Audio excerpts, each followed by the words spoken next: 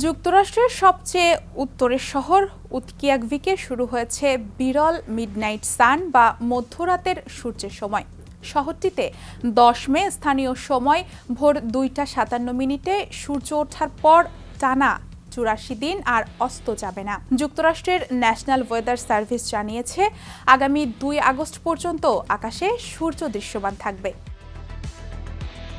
আলাস্কার আর্কটিক মহাসাগর সংলগ্ন এই শহরটি আগে ব্যারো নামেও পরিচিত ছিল। পৃথিবীর অক্ষ সূর্যের দিকে হেলে থাকার কারণে গ্রীষ্মকাল ঘিরে এ অঞ্চলে এমন ঘটনা ঘটে, যাকে বলা হয় মিডনাইট সান। বিশেষজ্ঞদের মতে জুনের শেষ দিকে উত্তর মেরু সূর্যের দিকে বেশি ঝুঁকে থাকে, ফলে পৃথিবী নিজের অক্ষে ঘুরলেও সূর্য দিগন্তের নিচে নামে না। আর্কটিক সার্কেলের ভেতরের অঞ্চলগুলোতে এ ঘটনা দেখা যায়। তবে সারাক্ষণ সূর্যের আলো থাকলেও সেখানে খুব বেশি গরম পড়ে না।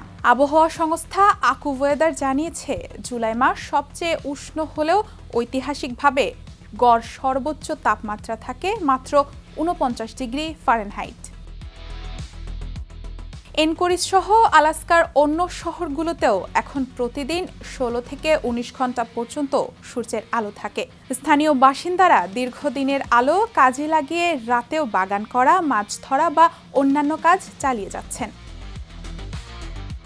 দ্য ইন্ডিপেন্ডেন্ট ও পিপল সংবাদ মাধ্যমের তথ্য অনুযায়ী 5000-এর কম মানুষের বসবাসের এই শহর উৎকিয়াকভিকে 2 আগস্টের পরও পুরোপুরি রাত নেমে আসবে না।